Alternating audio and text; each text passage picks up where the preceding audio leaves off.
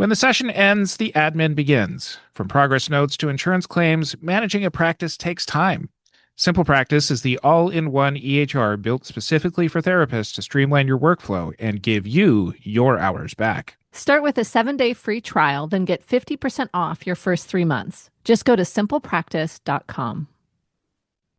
What if you could stop being the office manager, bookkeeper, marketing director, and tech support all at once and just be the therapist? Buying Time has helped therapists, providing an entire team of specialists who manage the details behind the scenes. Download their free systems inventory checklist at buyingtimellc.com/MTSG.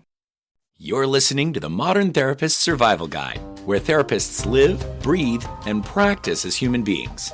To support you as a whole person and a therapist, here are your hosts, Curt and Katie Vernoy. Welcome back, Modern Therapists. This is the Modern Therapist Survival Guide. I'm Curt with Katie Vernoy, and this is a podcast for therapists about the things that go on in our practices and the things that go on in our profession. And we are smack dab in the middle of AI month here on the podcast. And we are looking at all of the different aspects of how we are coming into AI work. We want to also kind of dig in and look at, since this isn't a passing tech trend, we want to talk with the people who actually know how artificial intelligence is being built and moving past all of the buzzwords and pulling back on the curtain of how the stuff is being engineered, how it looks behind the scenes. So we are joined today by Megan Toomey and Ian Knox from our friends over at SimplePractice, and they're going to help us understand how all of this kinds of stuff works. So thank you very much for joining us and being a part of the show. We are so glad to have you here and to have this conversation with you as part of our partnership with SimplePractice. But before we jump into the conversation, I want to ask you the question we ask all of our guests, which is, who are you and what are you putting out into the world? I'm Megan on the product team at SimplePractice, which is only part of my life. Mostly, I'm a mom to a 5 3/4, very specific, year-old girl, wife, daughter, sister, and gal pal to many. But probably I'm one of the most passionate fans of Seattle sports. Someday the Mariners will get the World Series. But I've been working in technology for my whole career, and I found that often in tech, you look for positions with interesting problems that need to be solved or challenges, but you might not be that passionate about the subject matter itself. So you're chasing the interesting opportunity and maybe not the subject. And I think it can be a rare opportunity to work at a tech company where the problems we're solving are hard and interesting, but the work is mission-driven. And to me, it's a privilege to be in this position with SimplePractice. Yeah, hi everyone. My name's Ian Knox. I'm the Chief Product Officer for SimplePractice. As Megan said, also I have a lot of family stuff. I have 3 kids, a bit older than Megan's now, all in high school. I've been also in technology for a really long time, worked at places like Microsoft and Expedia, but been at SimplePractice for the last 4 years. In terms of AI, it's really interesting. Even in my dissertation at computer science years ago was about AI. So this has been around for a long time, but obviously accelerating quite a bit. I would say in terms of putting out into the world, what I love is helping customers. And I think once I started investigating SimplePractice to join, I talked with a bunch of therapists and just such amazing people looking to transform other people's lives. And so anything we can do to make their lives easier is hugely beneficial to us. So I'm excited to be at SimplePractice and helping your community. Like a lot of EHRs, SimplePractice has been starting to develop artificial intelligence tools. There's a lot of different feelings that a lot of consumers have about this. So I would like to maybe start with a question around, can you give us a quick overview of what SimplePractice's history of AI tools is, how it got started, anything that's kind of surprised you along the way? Yeah, well, we've been, watching this like everyone else and getting involved with the technology since, that first quarter when ChatGPT came out and people are starting to recognize, wow, this has pretty big implications. And I think there's been a huge amount of caution about AI and mental health. Over time, we've seen cases of AI-encouraged delusion, psychosis, even suicide, which makes us very cautious about the use of AI. And, I think we all recognize AI chatbots are not mental healthcare professionals, right? But I would say AI used in the right way can be hugely beneficial for clinicians. But the thing I've been most surprised about, Kurt, was just the adoption, the rapid adoption of it. Even when we started with Note Taker, first, I saw therapists, people we talked to every day, were just worried about AI. Like, is it going to take their jobs, or like, what's going to happen? The second is mental health is way more sensitive than like a Zoom recording a call and summarizing stuff. So there was a lot of trepidation around that. And then lastly, you have to speak with a client, right, to get permission. And there's another sort of hurdle there. But what we've seen is the benefits in terms of clinicians being more present in sessions, in terms of all the time saved, writing notes and then other things have been so big that people are willing to try it, right? And so we've seen a classic early adopter phase, which is now kind of broadening out. So I'm very hopeful about the use of AI, but it requires trust. It requires a lot of control. And hopefully we can get into some of those topics as part of this. What do therapists need to know when they're adding AI to their practice? I know that's a broad question. To be clear, I've added a lot of the SimplePractice AI tools into my own practice. So I'm asking more for the audience members who are cautious or just starting out and wanting to have a sense of what they should be thinking about. With the caveat, we've done episodes on the ethics, we've done episodes on some of the basics, but if we're looking at the nuts and bolts, what are the things that they should be paying attention to when they're deciding which tools to incorporate into their practice? Yeah, I mean, I can obviously start with that. I think like the most important thing is trust, right? When you're using AI tools, you need to be sure about the vendor you're using and HIPAA compliance and policies. I would like dig into that. There's a lot of discussion on online communities and people exchanging notes, and certainly our customers ask a lot of questions. And so I think with whatever AI you're using, just go make sure you feel comfortable with that company and what they're doing. Then secondly, I think it's understanding the different use cases or different things you can do with AI and where you feel comfortable to start with. So, there's a few different buckets of things we see. Like the most prevalent one today is note taking. And that's really where most people have experience today. But there are others that are emerging. Things like, how you're dealing with insurance. There's a lot AI can do to help with that. Even how you're doing referrals and matching and building your caseload. As we can talk about in a minute, going from note taking more into this whole intelligent clinical care space is really incredible what AI can help with. But then one of the other things that I'm really excited about is a lot of therapists come in to running a practice and they've never run a business before. They don't know what should they be doing? What should they be charging? Like, what should they be watching out for? And AI is also really good at that, like summarizing where you're at, what you should be looking at if something changes, especially if you're running a practice with a few clinicians.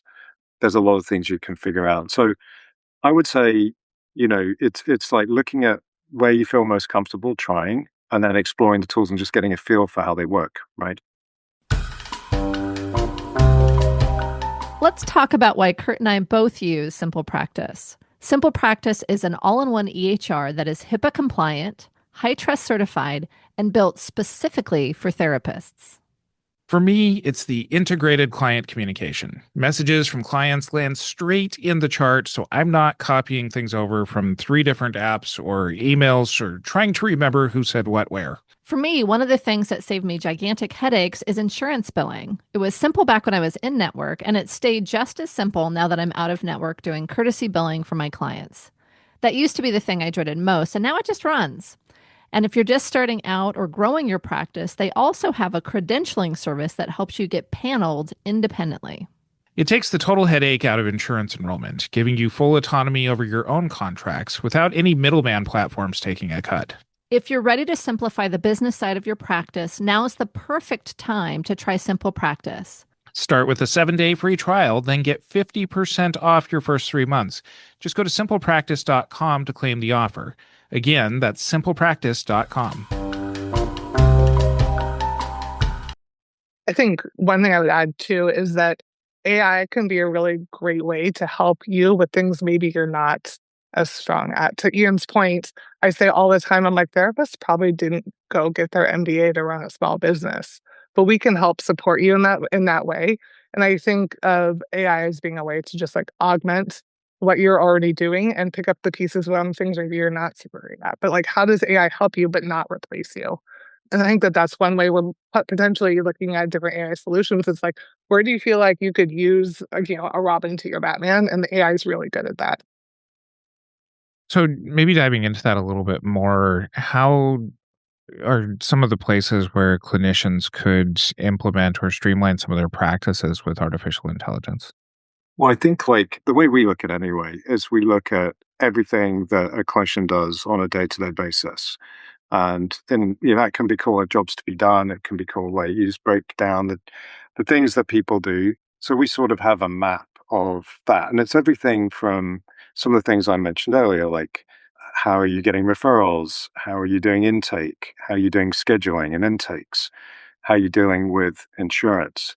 And so once you break down all those things, really you start to decide, okay, where's AI at, right, in terms of maturity of the tools and what can I go adopt? So as we mentioned, note taker and some of the care stuff is more advanced right now, but we're starting to see the ability for AI to do things like look at your calendar and figure out like what's your utilization like, or if someone cancels an appointment last minute, how can that go be filled so you don't sort of miss out on appointments during the week? Things like where you're doing verification of benefits or trying to understand why a rejection or denial comes back. AI can be really helpful there. So the way we look at it is sort of all the things that clinicians do, and then usually where the most challenge is I think for a clinician personally, where a therapist is today, you should figure out like where am I struggling most, and then what tool might I try. Obviously, there's things in EHRs like us that are within the platform and there are sort of add-ons you can look at as well. But it's moving very quickly. I would say, new tools are coming into play every few months right now. So I think that's one of the challenges, just keeping up and figuring out like what to go try. When I think about incorporating AI into a practice, there are so many tools available, and there's also a range of capacity that clinicians have to understand some of the technology or to even be interested to engage in the technology. And my experience working with some of the AI tools has been mixed. I think there's a sense of efficacy that I've found in using like a note taker or a scribe that can help make sure that I'm not missing anything in the session. It's making sure I'm hitting all the points in my notes. I have presence. And sometimes there is time that I spend updating the template or giving feedback to the scribe and making sure that I'm really getting the note that I want.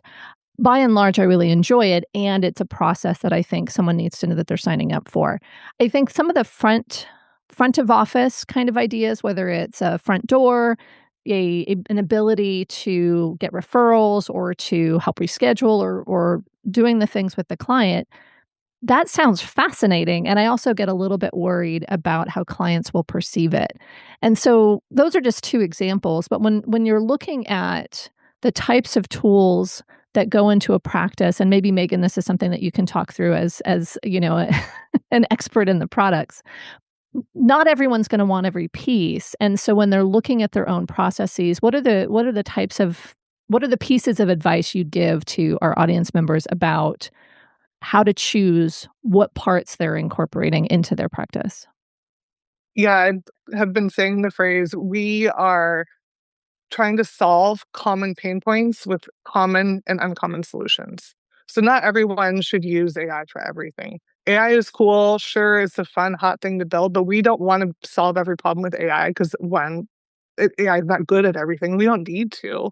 And it's just like you don't need AI to do everything for you. So we want to make sure we have options. So for example, something new that we are putting some final polish on right now addresses the session lifecycle. So back to Ian's point about the infamous product jobs to be done, We want to help clinicians prepare for a session, conduct a session, and follow up from a session.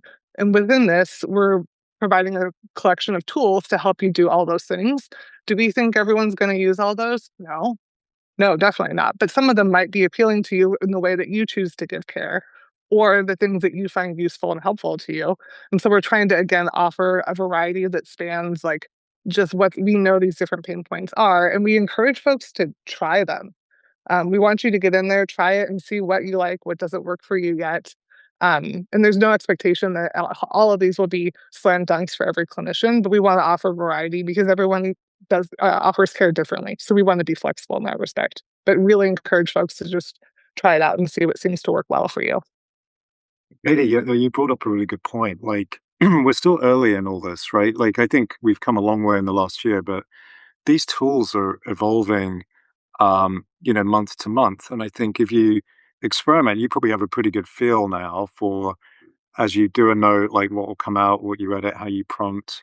But these are improving all the time. And hopefully we'll get into a little bit on like how they're getting better, because I think it's really interesting to understand that and how actually therapists are helping these things get better. But just even experience, I think, is useful just to understand like how do they work and how do I interact and what can I trust and not trust. And so that's been really. I mean, I've been using AI quite a bit in my job, and you start to get a feel for it.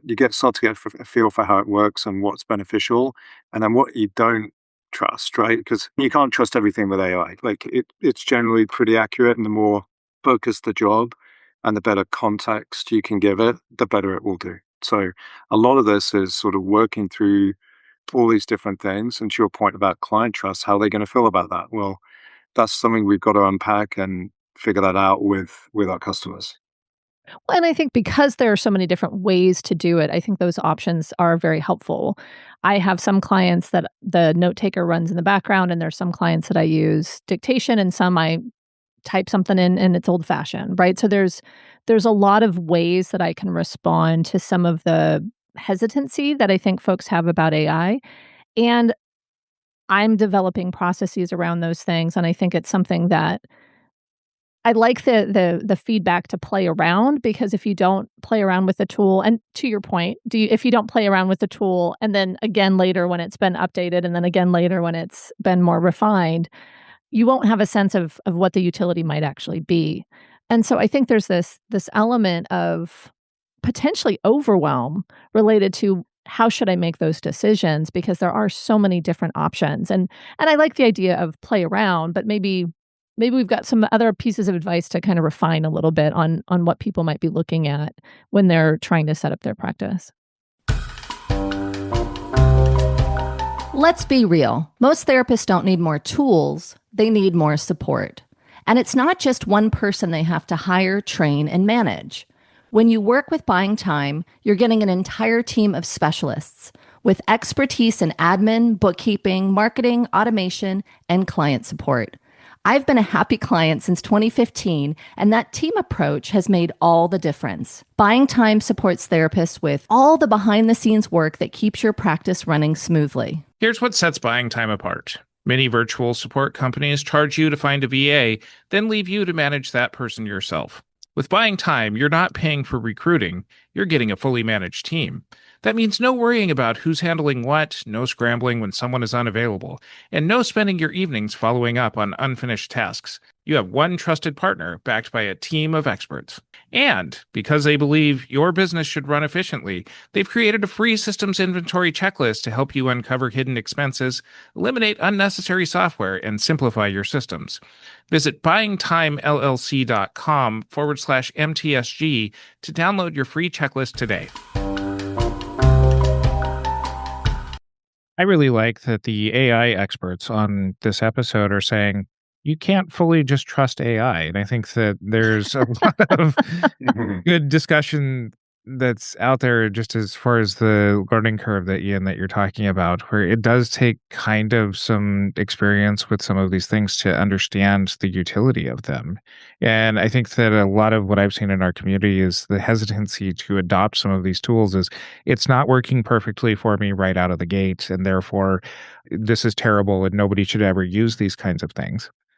We have already talked earlier this month in our podcast about some of the best practices of artificial intelligence use with clients. We've talked about the AI ethics updates that Katie and I worked on, the informed consent, the due diligence of practicing with some of these tools, the we're pushing that anything that you create with AI that you put your name on, you're ultimately going to be seen as responsible for. But bringing this back to the two of you, what does Simple Practice see as some of the best practices, and how do you support clinicians in using the AI tools available for them? I think one of the most important things is maintaining the trust with your clients and being transparent about how AI is being used and getting their consent. That's been a very prominent focus for us, is making sure that we not only enable that, but encourage that. I think that that's really critical. Yeah, and I'd also add to your point, like, for me, AI can be absolutely amazing, right? In terms of the output you get, you're kind of blown away, and then occasionally it will miss something. So, best practice is always review. To your point, Kurt, you mentioned like it's your name, so you need to review that note and just don't assume AI captured everything, although it's probably got it pretty good. And then over time, you get a good feel for what that is. So I think those are probably two of the key things I've seen. And one of the things that's really interesting is there are definitely times when I need to do a lot of editing on a note. But as you said, Ian, sometimes it's perfectly right. And if I go to sign it and I've edited nothing, there's a prompt that comes up and says, "Did you review this?" Before I have to click that before it lets me sign the note. And so I appreciate that there is that element of at least a cross check at that point to make sure that we're truly owning our own documentation. Before we get too far into this, because I think that both of you have alluded to some of the trust and the data issues and that kind of stuff, I'd really like to talk about that element of the best practice of how do we make sure, beyond somebody saying they're HIPAA compliant, which, as we've seen in a lot of other episodes that we've talked about AI, sometimes they say that and it's not actually HIPAA compliant. We know Simple Practice is, so we don't need to belabor that point. But what are the ways in which data is, we're going to have a whole data episode, but high level, what should clinicians be aware of around data when using an AI platform? Well, first of all, it's your data, right? So, as you're evaluating platforms, you should know the data practices and you know, different aspects of that, right? When you're looking at different companies and different ways they handle data, like over time, they've built trust and experience. On that, I'd say, there are so many aspects to data security, which I think we can probably get into in another episode because you could spend a lot of time on that, but it's part of it's cultural, right? In terms of within the company, how much do they lock down data and make sure people don't have access to what they don't need or shouldn't be looking at. I think secondly is all its sort of safeguards and systems they have in place to prevent anyone getting in and accessing data is super important. You can be HIPAA compliant, but then maybe your security posture isn't super strong. And so investing in that is really important. And then, the ability for you to access and download data as you should need it is really important. So I think, there's a number of aspects of this that often come down. I think where sometimes, if I'm using different technology, it's who are these people, right?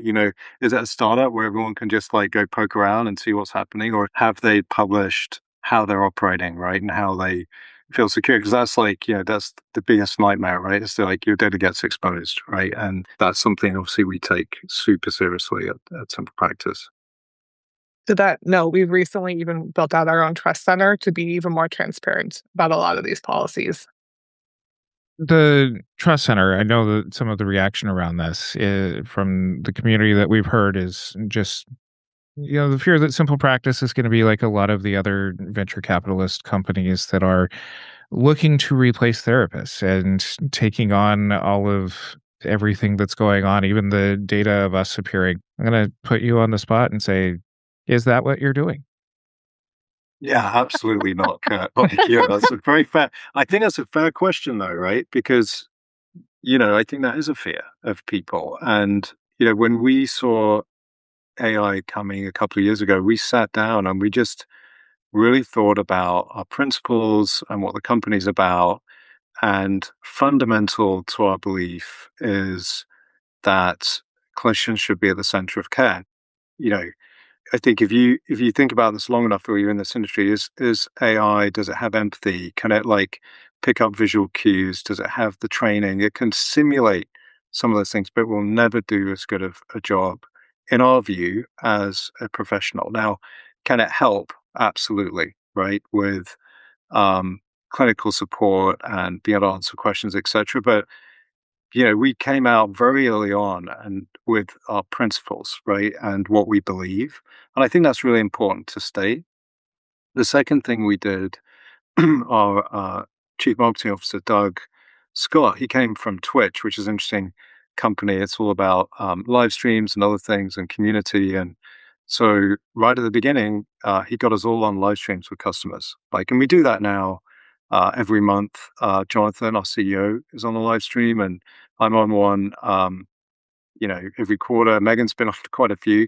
And so we have those direct conversations with customers because in some ways, engaging face to face is a way to build trust and go ask those questions, plus doing things like coming on and talking with you, right, to go deep on that. But I think ultimately, if you get to what data are you sharing or what's being used, that should be a decision for a clinician, right? And you should know exactly, if a company has your data, what could they be doing with it, or what are they doing with it, right? And so that transparency is important, and then being educated on what those use cases are and what's allowable and what isn't is super important. But our position has and always will be that clinicians are at the center of the care, and that the tools we build will be a way to help clinicians, not replace them. We are planning to do an episode, and actually kind of a CE episode on data and privacy in the fall with somebody from SimplePractice. So we will be getting into this more. So I promise that I want to still stay at the high level. Building AI requires some mechanism to train the AI. And so if we can have a little bit of a conversation about how AI systems are typically trained, how SimplePractice has been training. I know that recently there's been some updates around transcripts and that kind of stuff. And so I don't know what the most effective question is here, but if we can kind of talk through a little bit about training AI systems and doing what you're talking about, Ian, which is keeping data really secure and making it a clinician-driven decision around what data is used. Because I can imagine it would be very hard to have a good AI platform if you can't train on actual real data. So I would love to take that question. I'm so glad you asked it. Short answer, we're not training an AI model. That is not happening. And I wanted to talk a little bit about what training an AI model is. Technically is very complex. I just want to try to demystify what that means. And so I have an analogy about a puppy. Mine is sleeping next to me over here. So think of training an AI model, teaching a puppy how to behave. When you bring home a new puppy, it's kind of a nightmare. This is my life a year ago.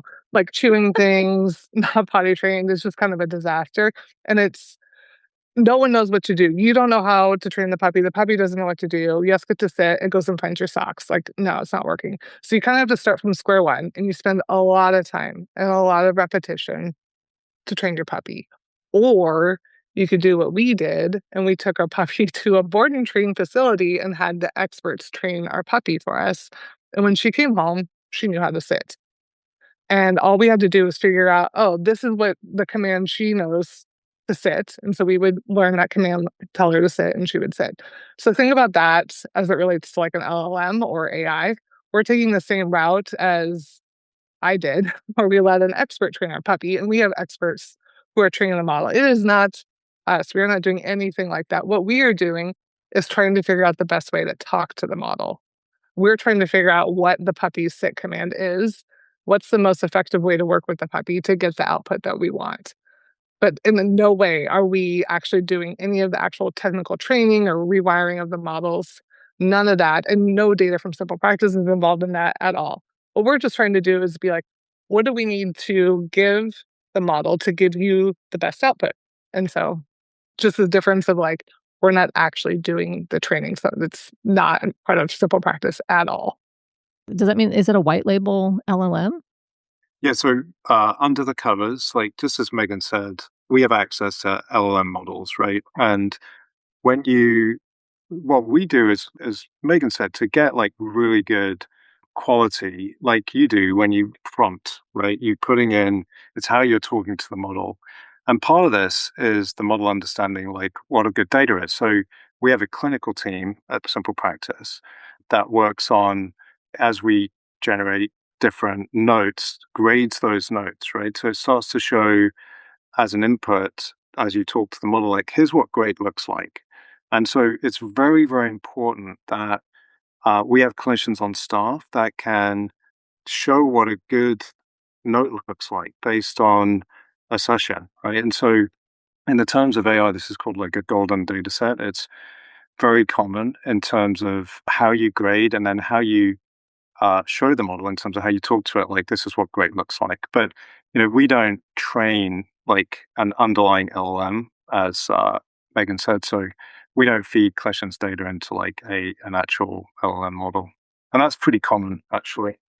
So for our audience, for people who are out there listening, when they are using AI, what happens once it goes into the black box of the systems of SimplePractice? How does all of this stuff end up getting incorporated into everything? And I guess continue to demystify this from the user end. So today, when, Katie, if you're using SimplePractice and you're using NoteTaker, for example, you use NoteTaker, it'll create a transcript for you, and then the transcript will persist for 7 days and then it's completely deleted. Or if you create a note, sign the note, the transcript's gone immediately. It's gone. That's it. So in that respect, like nothing, it's not even around at all within that retention policy. There was an updated policy around de-identified transcripts. Right. What was that? Because I'm not opted in because I was an early adopter. But what would happen, for example, if I started now and opted in to have my de-identified transcripts used to train? Yep. So that's the evolution that Ian was alluding to, where we will give clinicians a ability to opt in or opt out of retaining the transcript. But what we will do to it is we are going to remove all identifiable data, heavily redacted, and then we're also going to decouple it too. So not coupled to a session or clinician, and all PHI identified data is completely removed. And the reason for this is because we want to make the features better for you. So going back to the analogy of like, we want to work better with the puppy. And this way, we don't know, it's hard for us to know what good looks like without a really robust, as Ian mentioned earlier, golden data set. So we do have clinical staff who help us define that, but we want to be able to determine at scale, like, did NoteTaker make something up crazy? Did it miss important details? Is it just writing too much stuff? So we need to basically create a scorecard for ourselves. And this is what that data could help us build. And we also want to improve it over time. So if the notes aren't great, we can change how we're talking to the LLM. We can change the prompts. And this helps us test that and make better prompts so that the LLM outputs are better. But going back to it again, the transcripts that are retained would be completely de-identified and decoupled, and they can't ever be patched up back together. It's not possible. I just want to build on, Curt, your question earlier is like what happens under the covers. So as Megan mentioned, so the transcript's generated, and then what we do is pass that transcript into we have a private model we're using, so it's not like, intermixed with any other company's data or anything else. So it's private to us. And then you pass all that context in. And that context is what Megan's talking about. The better we get those golden data sets and that context, the better the output comes over time. And then, as Megan mentioned, as soon as you've signed the note, transcript is deleted.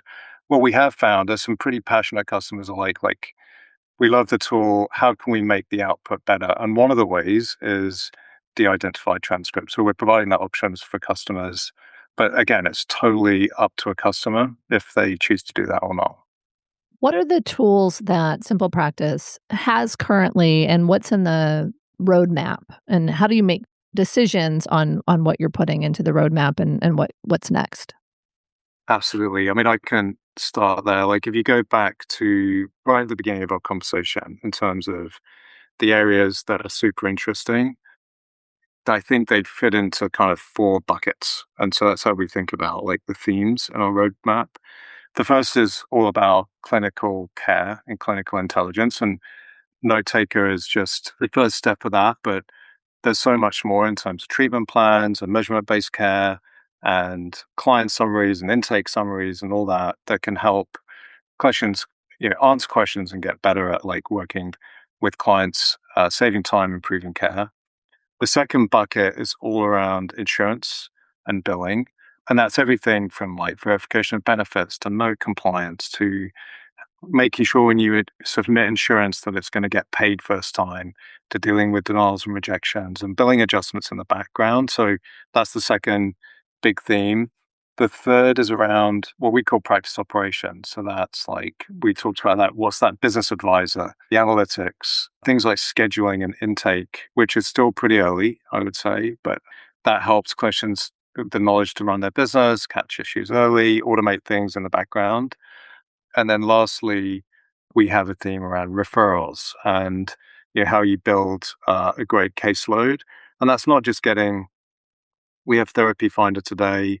It's not just getting any referral in, but like making sure that you're getting the referrals that you want, like the ones that match you as a clinician in terms of what you provide, and looking at linking to payers, enterprise providers, health systems, etc., to get direct access to those.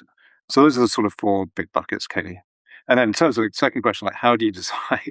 There's always so many things. Like we do this live stream with customers once every quarter, and there are so many ideas that come in for us to work on. So there is a bit of art and science to what we pick up next. But usually what we're looking at is like, where's the most challenge and pain? Like, we talk to a lot of clinicians, so you get a good feel for where to focus. And then we're always looking at like direct feedback we get. So there's always smaller things we incorporate as well. So we sort of plan our roadmap on a 6-month rolling basis and go from there. Where can people find out more about SimplePractice, all the wonderful work that you're doing, how to influence this product roadmap? Yeah, it was a couple of things. We can obviously go to SimplePractice.com and check out everything we're up to there. We have live streams happening all the time, so go check those out because you can just turn up and ask us questions directly.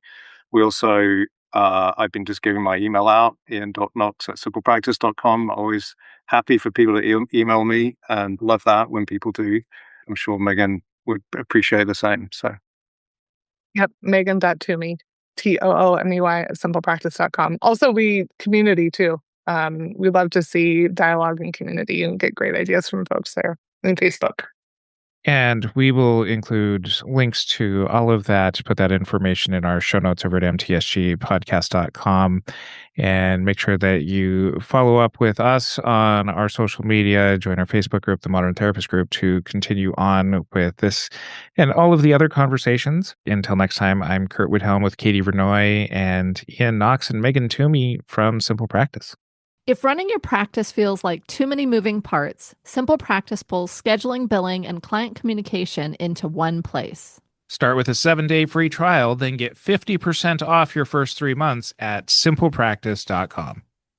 You became a therapist to help people, not to spend your nights chasing invoices, troubleshooting software, or managing contractors and employees. It's time to stop wearing every hat in your business. Visit buyingtimellc.com/MTSG to download your free systems inventory checklist and see what becomes possible when you have an entire team buying back your time.